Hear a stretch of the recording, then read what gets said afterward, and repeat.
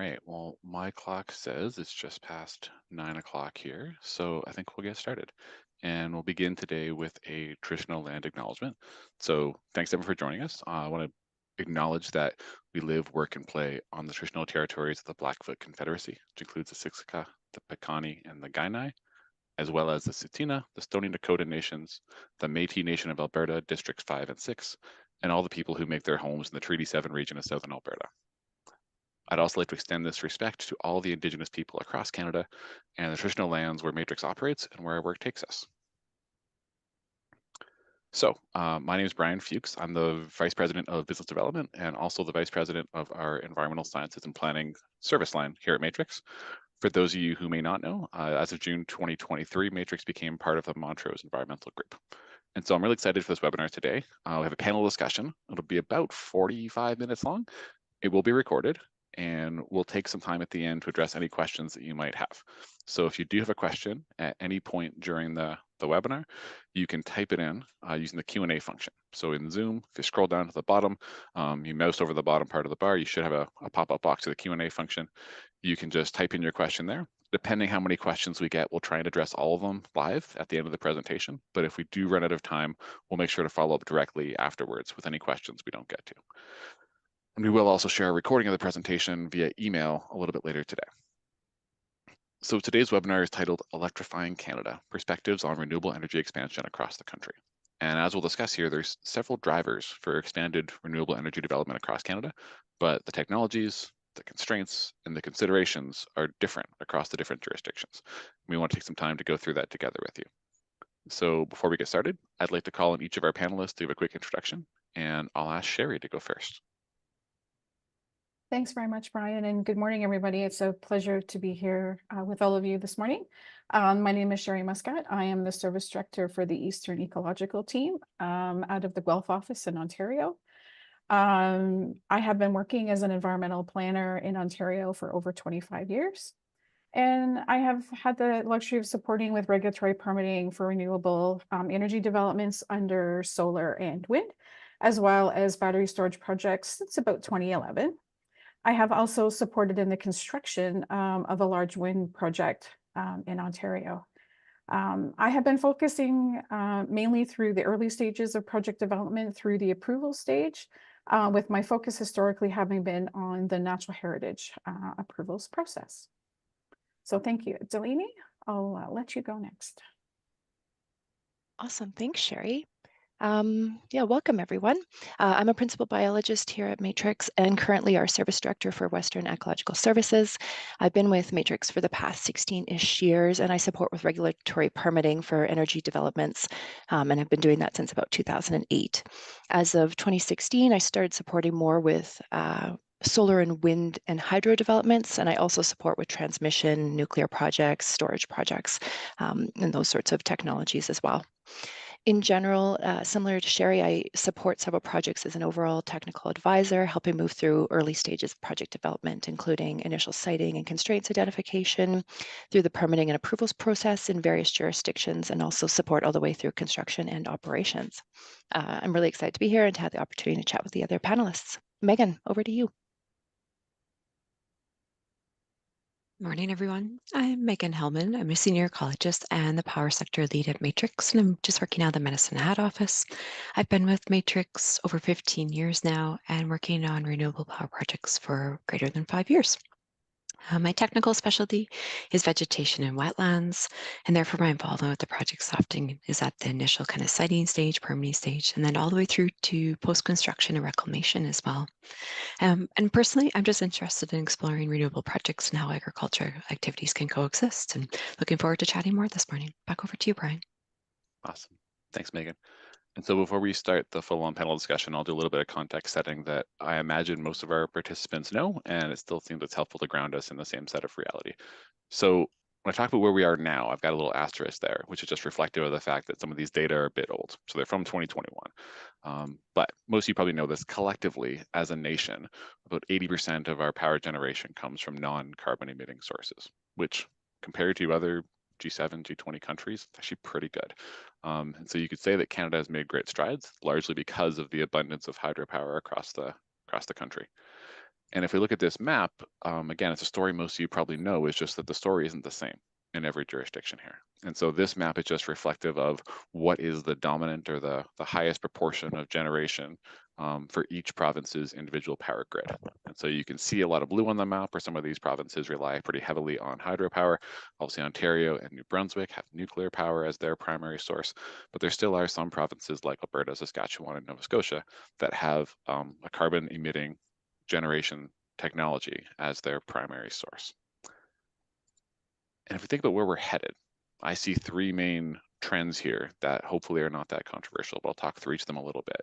And so the rising demand for electricity is one. People talk a lot about EVs as being a big driver, and it's true. There likely will be an increase in EV adoption. However, even if you're in the camp that suggests that maybe we're not all going to drive Teslas in the next 5 years, there still are tons of different sources or demand loads coming online across the country that are going to increase power generation. So some of those things, even just data centers and AI technology and the idea of having computing compounds across the country, I've seen some of those at 500, 600, even 1,000 megawatt for a single data center. So very large loads coming on that way. We also know there's continuing to be electrification for heating and cooling our homes and for all the various technology and devices that we have. And so we expect that's one driver that will see the demand for electricity continue to rise. The clean electricity regulation is something we will talk a bit today with our panelists. Most of you have probably heard of it. It is a federal regulation. It is still in draft. It's been issued and it's been amended and it's been put back out for comment. And directionally, it puts us towards trying to have a net zero electricity grid across the country by 2035. And again, it has been somewhat contentious, but even those provinces that have objected or have concerns with that largely don't have concerns with the direction. It's just the timeline. And so whether you believe we'll have a net zero electricity grid by 2035 or you think it should be 2040 or 2050, I think collectively from a policy point of view, we have drivers that are pushing us towards decreasing our reliance on fossil fuel sources and increasing other non-carbon emitting ways of generating electricity. And then lastly, carbon pricing is another one that I agree can be contentious and can be political. And this idea that right now we do have a carbon tax in the country. And most people, when they project into the future, expect we will still have a carbon price for industrial emitters. So large power generators will still have to pay a price for carbon emissions. And even if that were to somehow go away, I would suggest there's still actually a market price on carbon.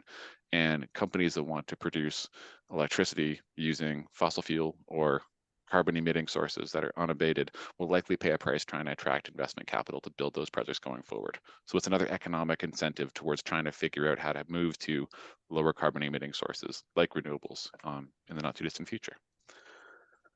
And so if we go to start our panel discussion here, I'm going to put my first question towards Delanie, and we're going to rely on some visuals for this question. And then after that, we'll stop sharing and have our lovely faces take up more of the screen.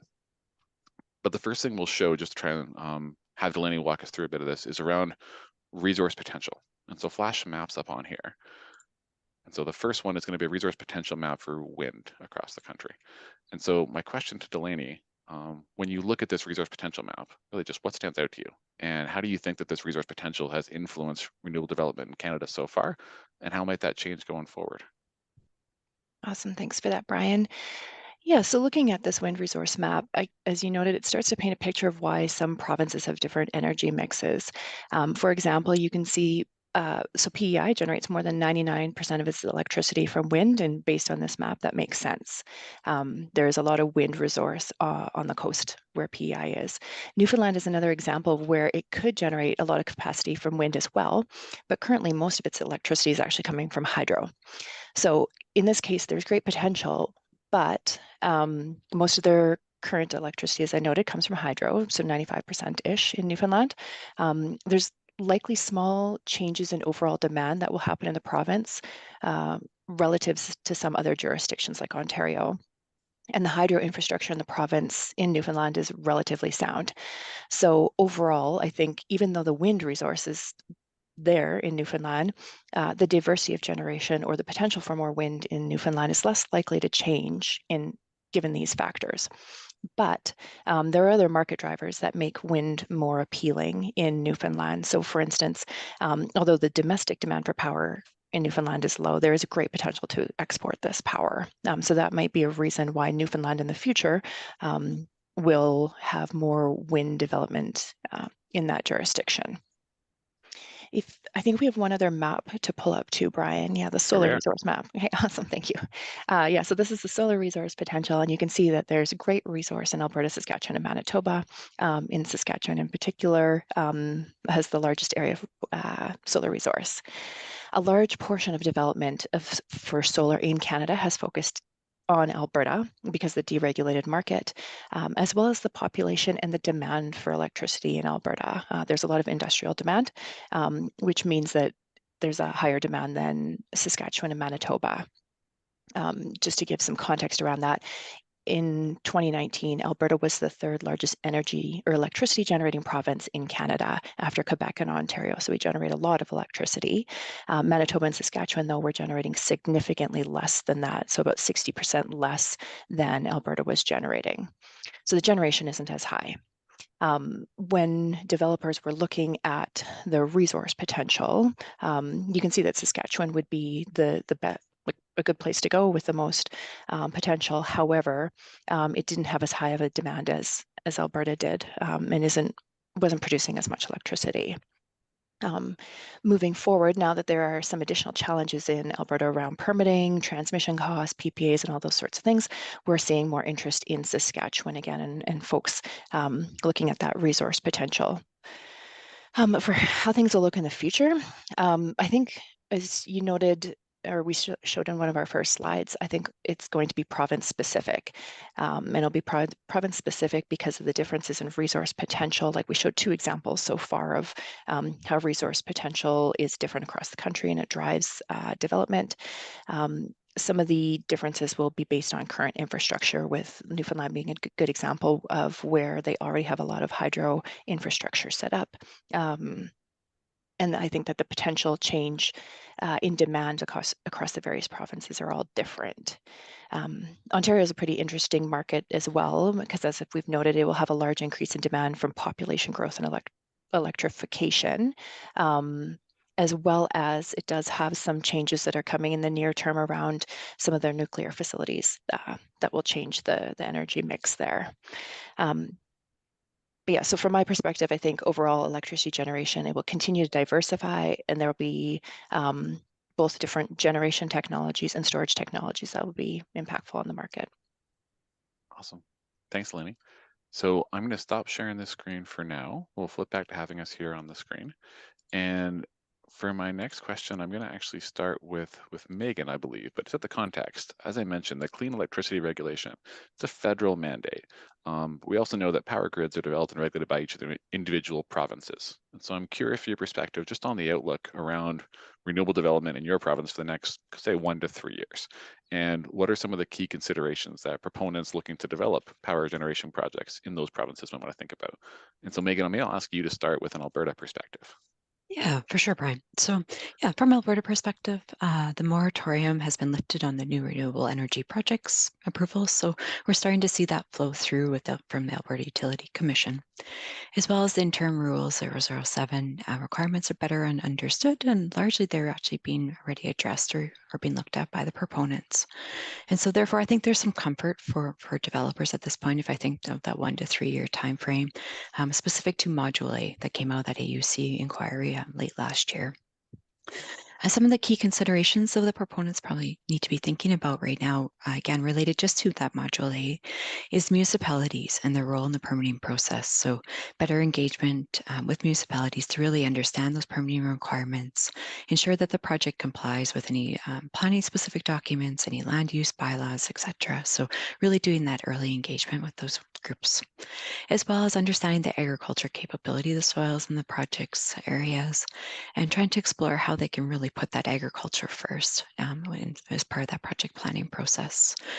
As an example, sheep, they're often being used right now or put forth as controlling weeds and that non-native vegetation, but there's only so many sheep in the province. And so what are some of the other ways that projects can coexist with agriculture? Agrovoltaics is something that's been talked about a lot. What does that entail? Is there options for that here in Alberta?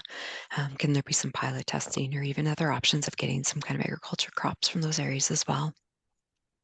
Now, if we talk about Module B, Delanie had just kind of alluded to a little bit earlier when she did her first response. That's where I believe there's some uncertainty right now if we think about that 1 to 3 year time frame about projects that are actually going to be moving forward. And so that's where the greatest concern is right now, because at this point, some of the analysis is showing that there's just potential there won't be sufficient cost regeneration back to actually address some of their fixed costs, as well as some of that volatility in the prices over time. And therefore, I think that Module B, the commercial piece, is tricky right now and will be for the next little bit. And we actually just saw a large player in that power space last week put 3 projects on hold. Yeah, thanks, Megan. I think that was pretty explicitly stated too, is because of some of the market uncertainty was one of the reasons why those projects were postponed, and one of them was canceled actually for the foreseeable future. So, Shari, I'd like to go to you next, because Ontario has some different factors at play. What can you share about the outlook in Ontario? Yeah, the outlook on Ontario is looking good for renewables at the moment. It's kind of an exciting space to be in right now, I think, considering that we haven't had any new renewable projects in Ontario for about 5 years now. And in late 2023, the Ontario government and IESO announced the first major renewable procurement in 7 years. So that's exciting for renewables returning to Ontario. The ISO plans to procure 5,000 megawatts of new wind, solar, and other forms of renewables, such as hydro and biomass projects as well. And like Delanie alluded to a few minutes ago, this electricity needs are driven primarily by increased demand, as we mentioned, retirement of the Pickering nuclear power plant, and the refurbishment of some of the other nuclear power plants in Ontario. So that's the drive in Ontario right now. So the process in Ontario is looking at the ISO the ISO is the Independent Electricity System Operator in Ontario, has been undertaking a consultation process in Ontario since about December of 2023 to introduce what this renewable landscape is going to look like in Ontario. The ISO is aiming to release 2,000 megawatts of power by 2030. And that's part of what they're calling the long-term 2, the LT2 process, followed by another 1,500 megawatts to be in service by 2032. That's the LT3 process, and an additional 1,500 megawatts by 2024 as part of the LT4 procurement process. So a total of an additional 5,000 megawatts in service, hopefully by 2034. And that's going to be combined with the energy storage projects that are already underway and have been going also through the procurement process in Ontario under the long-term 1, the LT1 process, which could also be bringing an additional 30,000 megawatts of power into Ontario by 2028. So things are looking pretty exciting for Ontario right now. The ISO is going to be securing these new supplies through a series of procurement. There's going to be a new procurement model in Ontario for these, known as the Enhanced Power Purchase Agreement Pricing Model. I'm not going to get into all that. It's what I understand to be a very complicated process in Ontario, and it's probably another subject of a whole other webinar, so I'm not going to get into that. But what we know about the process so far is that Q3, the draft RFP and the contract is supposed to be coming out in Q3 of 2024, with the final RFP and contract coming out in Q4 of 2024 this year. With proposal submissions, they're anticipating by mid-2025, and then the in-service date of 2030 for that initial 2,000 megawatts of power. So kind of an exciting, and lots happening in Ontario right now. Still lots to learn in Ontario. So we're in a little bit of wait and see, but exciting at the same time. So Perfect. Yeah, thanks, Shari. I'm sure our clients will always say the devil's in the details, but there's lots of positive signs there about directionality. Delanie, I know you work in some of the other provinces across the country that maybe have historically relied on those crown corps to generate power in a regulated market, but they're looking to maybe change that thinking going forward. What can you share about any of the other jurisdictions in Canada where you've worked? Yeah, I guess I would just share that similar to Ontario, but less, somewhat less defined and less big, but both in Saskatchewan and BC, there are procurement processes in play right now and RFPs out for additional development. I think we're going to see some different players in that market and some different technologies coming to the table there as well. So just more interest in those markets in particular. Awesome. Thanks, Lenny. So for this next question, I know we've probably all seen projects that look great on paper, or projects that get permitted in a certain way, but don't end up being developed in the same fashion they were originally conceived, or perhaps developed at a smaller scale than they were first envisioned. And so I'm going to ask the question to each of you again, in your experience, what kinds of constraints slow these projects down in your jurisdiction? Maybe if you can share a bit about how we've helped our clients mitigate those potential development constraints to support their projects. And so for this one, I'll actually go to Shari first, if you can talk about some of the Ontario-specific constraints and what we've done to help mitigate those. Yeah, sure. So my experiences in both solar and wind in Ontario through the previous procurement process, but we anticipate that the issues through this next procurement and approval process are going to be very similar to what we've seen in Ontario in the past. And we know that with all good intentions, we have good staging or site plans for these projects, but we know that, like Brian said, a lot of changes can occur through the approvals and through the assessment process, right? So we know that getting a good baseline and trying to get that background information right at the beginning of the project is really important to try to inform where we're siting our projects. But then often what can happen through the through our project, the field work that we're doing can often change, or there are additional conditions that we can discover while we're out there doing our field work that can result in project changes, right? So we could have natural heritage features that are unknown at the time. We could have issue with archaeological concerns that can also cause changes in footprints. Species at risk can also can drive changes in project footprints. We also know that landowner involvement in projects can change as well over time. And we've seen that project components have changed because a landowner who was once very enthusiastic about being a part of that process no longer wants to. Unfortunately, sometimes landowners are pressured by their neighbors, or they move, or and no longer want to be involved in the project. Likewise, there are new landowners who wish to become involved in the project and are asking to have components, or just the site plan themselves require that additional landowners become involved in the project. So public opinion and public consultation and feedback from the public can also lead to design changes as well. And the biggest unknown through this process is going to be the municipal involvement in the process. The ISO has been very clear that they want municipal approvals to be part of this approval process, which changes the dynamic a little bit from the previous procurement process. So that remains an unknown right now. So getting the municipalities involved right at the beginning of the process is really going to be key to avoiding major changes in our projects as we move through. Awesome. Thanks, Shari. Delanie, you probably have some common thoughts, maybe some different thoughts of Western Canada. So if you could share a bit about just what constraints you've seen and how we've helped address those in the other parts of Canada. Yeah, you bet. So definitely some common thoughts, especially around the environmental constraints. Meghan and I have had the joy of working on many projects with wetland constraints and such, which is always entertaining, native grassland, wildlife features. So a lot of similarities there to what Shari was noting. In addition, Shari did talk a little bit about the municipal requirements and such, and I think that's something that was a consideration previously, but similar to Ontario, where it's going to become more important moving forward as well.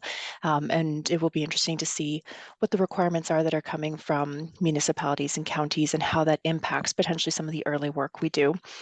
A lot of the most impactful work I think we do is around constraints early on and helping pick sites and making sure that as much as possible we're avoiding some of those areas and helping to design good projects.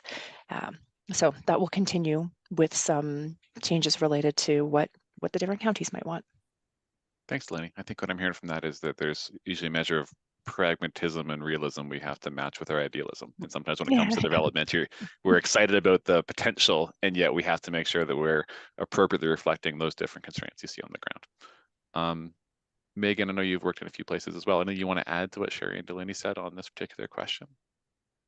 Just one addition maybe, and just kind of building off the municipality piece and that consultation, just as well as the Indigenous participation. So and that engagement and how that's going to be important for projects. So if I take it to BC, for example, there's that minimum requirement of having that 25% equity ownership by First Nations or multiple First Nations groups whose territory is going to be overlapped with that project area. So definitely a piece there to consider. If we look at Alberta moving across, should that moratorium be lifted and there's renewable projects we'll start seeing on Crown land, we would expect some kind of participant involvement process, some kind of consultation, again, with those Indigenous groups and the overlap in the project areas. We've seen the release of the Clean Energy for Rural and Remote Communities program, so some of that funding for renewable projects in those areas as well. So the consultation piece and consideration is part of will be really important as well. And then if we take it over to Ontario, leading to that RTF process that Shari's been talking about, as we move forward, we totally expect Indigenous communities, like they're going to have an integral role in that as well. So what that's looking like, we don't know at this point. It's being discussed and definitely feedback is being gathered. So will it look like an equity partnership, something like BC that we have, or will it be in training and employment? We'll see as that kind of rolls through, but there will be some kind of mechanism for having that involvement with the groups in the projects, and some kind of rating for points and awarding of the projects. So definitely something to consider as we move into Ontario as well. No, that's great feedback. And I think what I'm hearing from that is that there's an opportunity for developers to look for Indigenous communities as potential partners, and that the governments across the country have done different steps to make capital more accessible with some of those communities as well. And so I could see a scenario where you've got potential partners on project, but you've also got some potential development resources or feedback or guidance around those constraints you can get from Indigenous communities that could be helpful when you think about developing projects, and the regulators are going to expect from policy point of view going forward as well. Yeah, definitely. Awesome. One of the other things that would be important to any investor and to all of our clients is schedule. And so I know we've alluded to different timelines and different points where these projects have to come online, but most commercial contracts that I've seen or been involved in try to dictate the commercial operation dates. And some of the regulatory uncertainties you just mentioned can make it difficult for an investor to feel confident they're going to be able to put forth a project that's going to meet that commercial operation date. And so same thing, we'll go around the horn here for some feedback around the different jurisdictions, just about how long you think it takes to permit and construct a renewable project these days. And really thinking from our perspective about, if I'm an operator who wants to have a shovel in the ground on day X, how soon do we have to backtrack, start working on prospecting land and doing some of those baseline surveys that you mentioned? And so for this one, Meghan, I'll start with you, and I'll ask for your perspective just on how we've seen our timelines for these types of projects maybe evolve and where they're at right now. Yeah, for sure. So we'll start with Alberta. So taking it to having that permanent approvals in place and wanting to put the shovel in the ground that you mentioned, Brian, we first kind of first stage that we need to do is really collect some of that detailed data that Delanie had mentioned, right? The wetlands and wildlife's data. So basically we need a full kind of season to do that.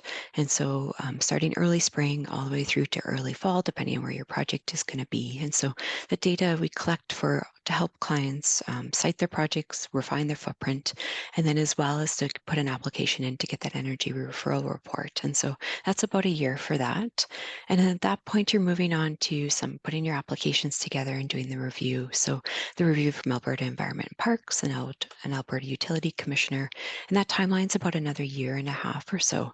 So in total, I would expect about 2.5 years that really clients should start thinking about having those areas, start doing some initial data collection, some of that citing, and moving to having that piece of paper in hand.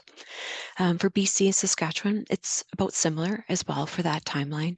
And that really, it's all tied to when they actually want to start that project. So as I kind of mentioned, of having that full kind of year to collect that data, like starting your surveys halfway through the season could potentially add some additional time there if we need to go back and grab a spring survey, for example. So that just assumes that we're able to get our full year of work in. And then as well as assuming there's limited changes to the project footprint and development plan, anything that starts to push that or starting to tweak, of course, there's always chances for having to extend that timeline. Perfect. Meghan, I'm going to ask you a couple more follow-up questions just because I know where we live here, at least spring could be somewhat variable. So when you say early spring, what kind of calendar timeline are you talking about for our customers to be considering? Yeah, March, April. like we're spring, but even planning like earlier into January, making sure that we're keyed up and ready to go. But yeah, spring, good point. I think of what we're in. It's raining right now, but not quite winter, but yes, Right. early timeline that, and then into the fall, September, October, and that kind of timeline. So yeah. Okay, so field surveys will have to happen between basically March and October potentially, and so you have to have that consideration in mind for clients thinking about developing. They should be looking at land and siting, perhaps even earlier in Q1 when we still have snow on the ground. It sounds like. Yes, yeah, and getting us planned and being able to walk through and confirm those survey requirements, of course, as well, which ones need to be done for what area and what project. So Perfect. Okay, Shari, would you mind walking us through a bit about how the timelines look these days in Ontario for comparable projects?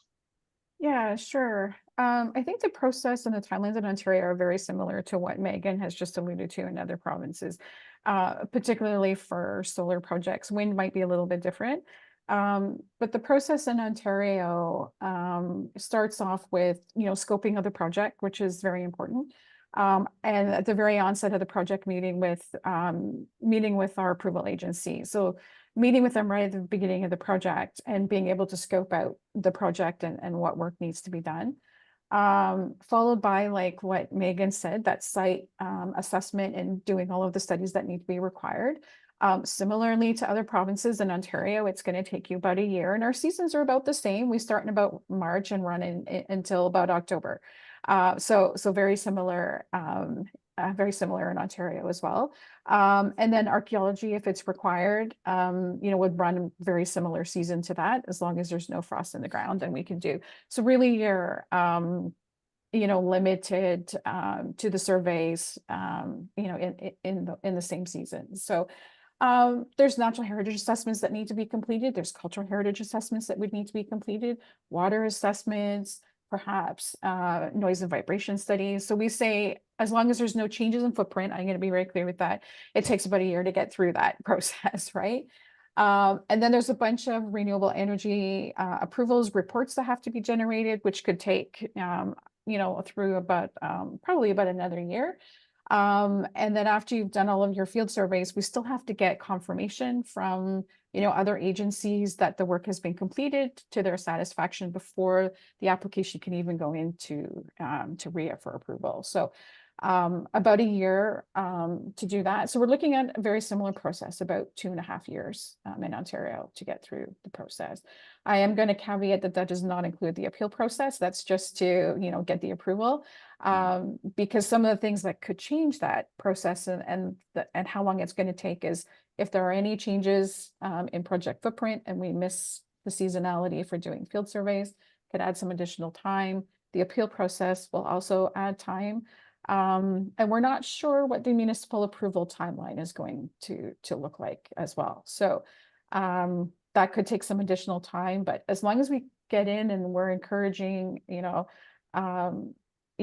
to get in and have those discussions with municipalities right at the very beginning of the process, so that everything is running concurrently, that the approvals process with the municipalities is running concurrently through the process, which will be really, really important, because I think some of the issues that the municipalities will be looking at are noise setbacks, particularly for wind. And what I'm hearing too is there's some concerns regarding agricultural land uses in these projects on agricultural land in Ontario. Okay. So, yeah. I will offer my perspective, having grown up in Southern Ontario. I would say our seasons have the same names, but the seasons are not exactly the same in Ontario versus Alberta. There's some variability there. But yes, you're right. One follow-up question for you as well, because my understanding is Ontario, sometimes we actually have, I'll call it, overlapping municipal boundaries, whether it's between conservation authorities or actual municipalities. How do you see those different municipal authorities overlapping, and how does that impact timing in your experience? Yeah, it's not only the municipal overlaps, but it's some of those other approval agencies or other approvals that are required. Like you mentioned, there could be conservation authority approvals that are required. There could be Natural Escarpment Commission approvals required if a project happens to be in the Niagara Escarpment lands. Federal agency approvals, for example, DFO approval could be required as well. So all of those things and all of those additional approvals processes could add time to the process. The key thing is, I think, is to make sure that we're running concurrently.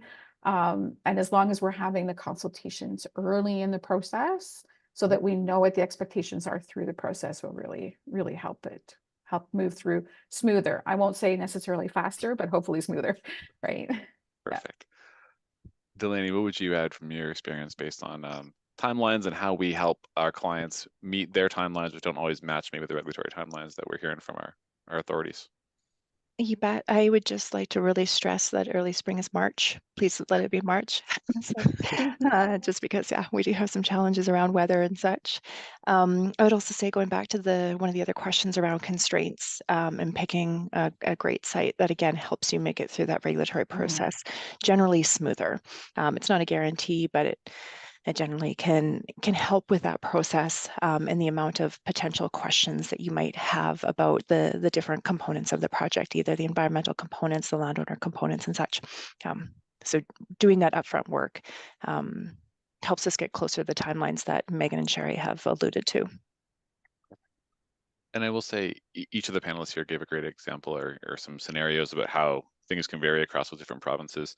I'll give a plug here to say that for most of our clients, for all of our clients, I would say, when we talk to a specific site, we develop a document we call a regulatory roadmap. And it's really putting together those pieces to say what matters here. Because yes, 2.5 years is a relevant and good guideline to give for a project. We want to make sure we give our customers the guidelines for their project. And so when you work through that specifically, we can show you how those different potentially overlapping or multiple agency authorities might interact with each other and which one has to go first and how the sequencing works and what some of those constraints are for the different timelines. Same thing with field calendars. And so that's one of the steps we often provide for customers pretty early on in the winter, is making sure they know what their next 12, 18, 24 months might look like. And when we have some of those constraints from our clients around how they're looking to meet certain timelines, we can work together to find ways to optimize or try to see if we can compress those timelines where we have opportunities to do so. Okay, I think I'll do one more question for the panel before we open it up to the whole group. And so this one's gonna be a little more open-ended, but I'll just ask you to use your crystal ball, and we're gonna look out, we'll say 18 months. So 18 months from now will be roughly 10 years away from our proposed 2035 net zero electricity grid target. And I'm curious for feedback just on what changes or what do you think will have happened in the next 18 months that could impact renewable development in Canada? And you say it's open to whatever jurisdiction you feel like you want to talk about. So for this one, I'll start with you, Delanie. Yeah, so I think 18 months is a pretty short-term view, and potentially not much will have changed in that timeline. I think we're going to see more renewable energy projects either moving through the permitting process or being built, particularly a lot of them that are far along in the process in Alberta, Saskatchewan, and such. I think potentially we'll see some demand side incentives in markets that don't currently have them. So like Alberta, for example, where we had a few brownouts, we were asked to reduce use, and the reduction in use happened fairly quickly, and we were able to show that as a province, we could decrease that demand when asked. But if you actually put something in place to regulate that demand or incentivize using energy at specific times, I think we would see this happen due to market forces, and which could decrease that potential for brownouts. So maybe that's one thing that we would see in the 18-month window that you're talking about. I think in a longer term horizon, say 5 years, I think that's where we might start to see shifts again from what the distribution of energy currently looks like. I think we'll see things related to different storage technologies that are already being discussed that will help deal with some of those issues around intermittency. And such, I also think we'll see in several jurisdictions more around nuclear, so more small nuclear reactors. Say SMRs, it's fine. SMRs, okay, thank you. Yeah. Yes, I appreciate that. So those are the kind of things that we would see. Perfect, okay. Meghan, why don't you go next? What does your crystal ball tell you? Yeah, crystal ball for 18 months. So I'm also going to say with the changes to technology with storage, so a little bit of what Delanie had alluded to as well. Could be tricky within 18 months. Maybe that's quite tight time frame. But yeah, some of the changes seen is some of the smaller batteries. So the battery energy storage systems, those BESSs, they're small right now, so the 20 megawatts, but starting to see some of those larger systems up to maybe 100 megawatts that come about. The placement of some of those storage units, so whether they're with renewable projects, whether they're off of transmission infrastructure, etc. So some difference in placement. And then even the technology, maybe potentially moving away from batteries, potential for pumped pumped hydro, maybe another method as well. So I think there'll just be some changes in technology and storage that we need to really address some of that volatility that we're seeing and talk about some of the brownout that Delanie had mentioned earlier. Oh, thanks for that. Yeah, and I think the storage as a concept makes sense for trying to help deal with the intermittency of some of these other renewable sources. But I think one of the things that maybe ties into what Delanie said when we think about demand side response, if you've got a financial incentive to be able to consume power from the grid at certain times, we know we've seen in Ontario some industrial operators using storage as a means to kind of time shift when they actually have to draw power from the grid. And there's an economic benefit to having, whether it's battery storage or, like you said, other technologies involved as well. So. Shari, how about your perspective? What do you see in the next kind of 18 months? And if you feel like going longer than that too, by all means, feel free to look out even further. Sure. I mean, 18 months, the proposal should be in for the LT2 process, and hopefully we will have an announcement of which projects have been awarded. So hopefully we'll start to see, you know, the planning and approvals process for some of these LT2 projects going. That would be exciting to see. The long-term LT1, which is the battery storage piece, those projects are set to be announced in the next couple of weeks. So I'm hoping that in 18 months we will have seen you know, at least construction on several of these new battery storage facilities.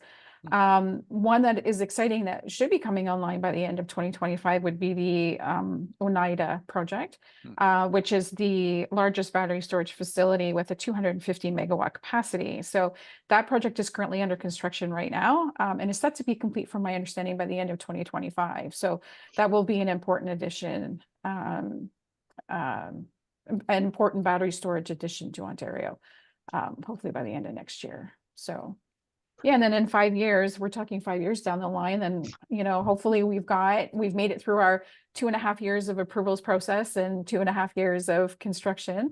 And we have some new renewables projects, you know, in service in Ontario, or if not, at least under construction in Ontario. So we'll see a shift in some new, hopefully some new renewable projects coming online in 5 years. So. Perfect.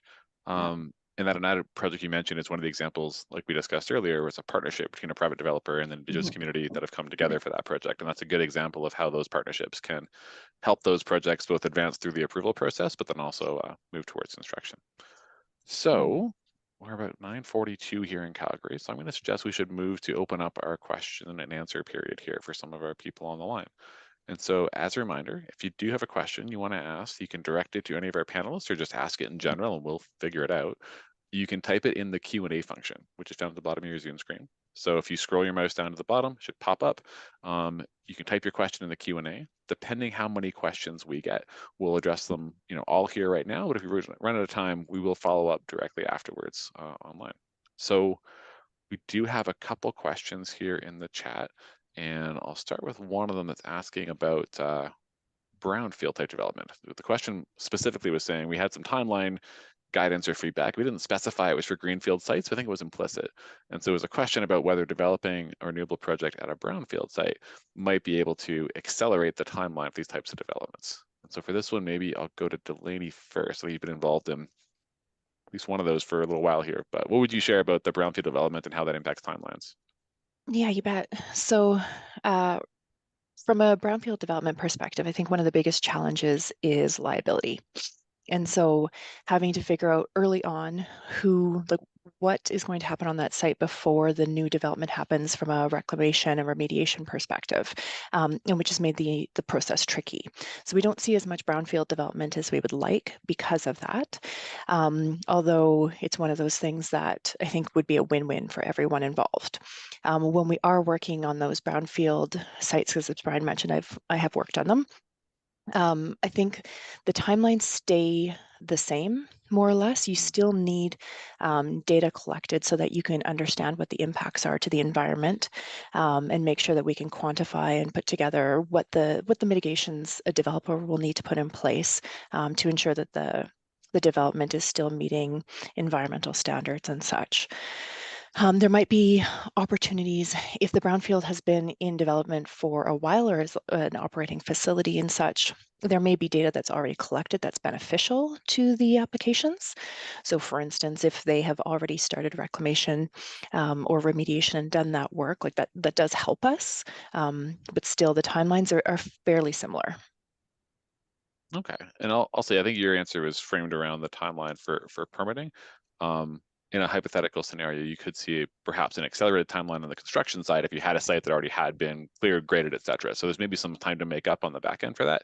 But like you said, that liability concern is one that, like you in Western Canada, I will say a lot of our existing developed sites have a history in oil and gas or in mining, and the liability transfer in those scenarios is fairly complex and fairly important because there's a underlying principle. We want to make sure that the original developer is still responsible for that liability, that pollution that was left behind.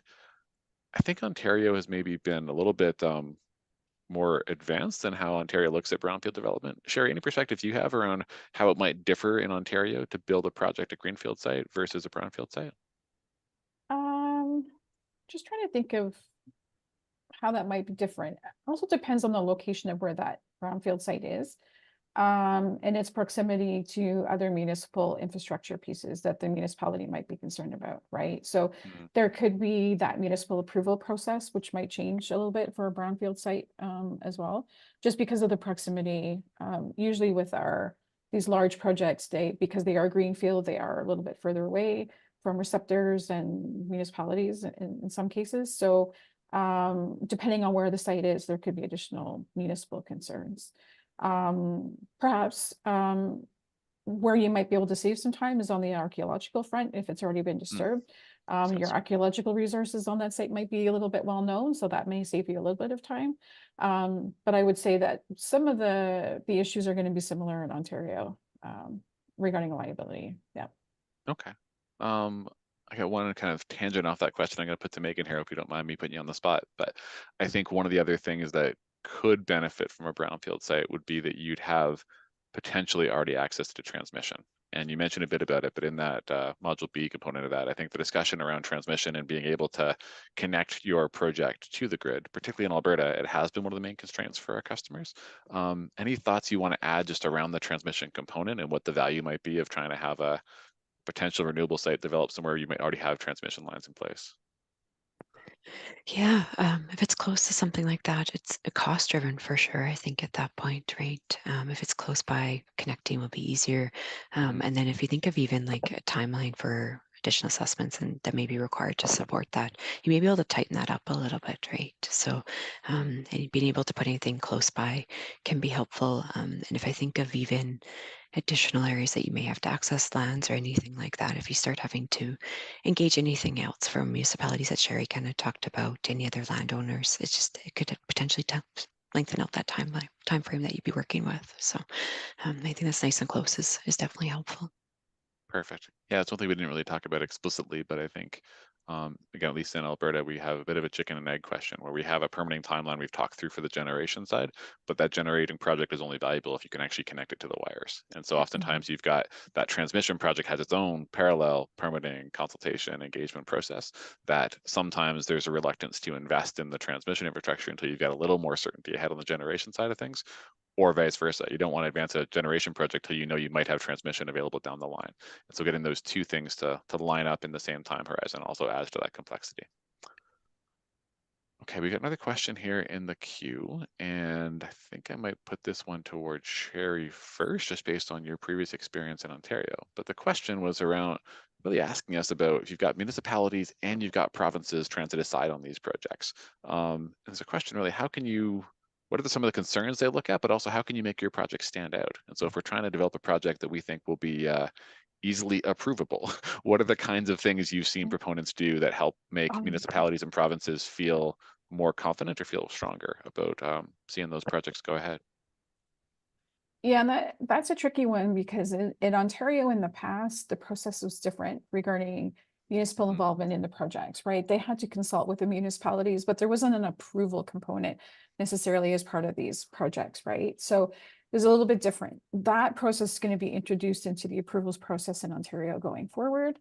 So I think that, and what we're hearing right now is that some of the concerns right now from the municipalities are just that. How are they going to fit in with the approvals process? what is the timelines going to be, and how is that? And IESO within municipalities and MOE are, from my understanding, that they're still trying to work out what that process is going to look like. But what we're hearing is that some of the issues that the municipalities have with right now, like I said, are around noise, and setbacks from receptors, and those impacts of these projects from a noise perspective. And then again, with the agricultural land use pieces and the impacts of these projects on the use of prime agricultural land. So, and they're asking the questions too, like, how can we make sure that, for example, an agricultural impact assessment is completed if they are on prime agricultural land? So I think it's the key to these is going to be engaging the municipalities right from the beginning and figuring out what each municipality will have its own perspective and their own experience with renewables in Ontario. Some of them are very familiar with it and have had, currently have renewable projects, wind, solar, in their municipalities. Others will not be as familiar with it, and others' experiences will be different with the previous program in Ontario, right? So I think it's going to be engaging in that municipality right up at the front and deciding what it is that they need, so that when you're designing your studies and doing your work, you're running those two processes concurrently. So that when you're doing your natural heritage work, you're satisfying the requirements for both, like for all of the agencies, not just for, MOE or MECP, sorry, that you're running all of these concurrently. So you're only developing one plan, you're developing, and that meets all of the agency's approval requirements, right? So it's going to be getting in there right at the onset, I think. So what makes a project stand out? Again, it's going to depend on the experience of that municipality with renewables. I think it's going to be, right? So, okay. Yeah, could I provide a little bit of context from an Alberta perspective? I think is slightly different from Ontario. Also, Shari, you talked a little bit about noise being a fairly big issue. And I'm not saying that noise and glare aren't issues in Alberta. However, a lot of our projects are in the middle of nowhere, and there's not as many people around and such. And so what we find from a municipal perspective is that a lot of the concerns are around land management, around weeds, around revegetation, around managing issues through construction and such. And so to your point of early engagement and providing them with some of the information around what we're doing to manage that is really important, and is helpful in the process. Meghan, anything you want to add on that topic, or? No, Delanie mentioned it. It was that from a vegetation side of things. Yeah, the weeds management and being able to make that site green. If we talk about solar in Alberta specifically on agricultural land, making sure that we got a good plan to revegetate that site, and it's that overall land management piece for the municipality, and as well as adjacent landowners as well, right? Their concerns too. Yeah. Perfect. Yeah, I should have mentioned my technical background is in planning and permitting, and I'll offer my generic comment that would apply for renewables or really for anything when it comes to making a project stand out. My experience is that regulators love to see alternatives. And so when you can show them, we could have done this, but instead we chose to do this. And the more defined and more concrete you can make those alternatives, really helps people compare and contrast in their brains. And I think it just triggers some endorphins and make people happy to know that you've thought about different things. And oftentimes I think by the time people see a project, they can underestimate or maybe don't realize how many alternatives and variations have been contemplated. And we would certainly encourage our clients to be really clear about that and explicit about that, and show how they've weighed these different constraints and made some choices that deliberately would minimize those impacts or maximize some benefits for the surrounding area, the surrounding landowners. One thing I know that I heard picked up during the conversation, I just want to make sure I explored a bit more, was around a hearing process. So we talked about timelines in the absence of hearings. I know, Delanie, you just have been a participant in a fairly recent hearing in Alberta, and I know, Shari, you mentioned a bit about the appeals process. And I want to just make sure we're clear to people on the call here about how those things are different. And so maybe if you could, Delanie, do like a really quick explanation of just what the Alberta hearing process looks like and both how that's impacted timelines for the projects you've been involved in. And then maybe, Shari, I'll ask you to just explain a bit more about the kind of the Ontario process and how it looks a bit different. Yeah, so from an Alberta perspective, if we ignore the pause, which also impacted some hearings and projects lately, yeah, when a project is submitted to the AUC, what can happen is various stakeholders can come forward with concerns about the project. They can be the municipalities as well. And the hearing process generally is something that I would say slows down approvals by about 6 months, in that there's a little bit that goes on behind the scenes of getting prepared and the timelines associated with AUC, making sure that the stakeholders have what they need so that they can come to the hearing. There's the preparation that goes on behind the scenes for our clients and their expert witnesses for a month or so in preparation for that hearing. And then there is the few days of the hearing itself that happens.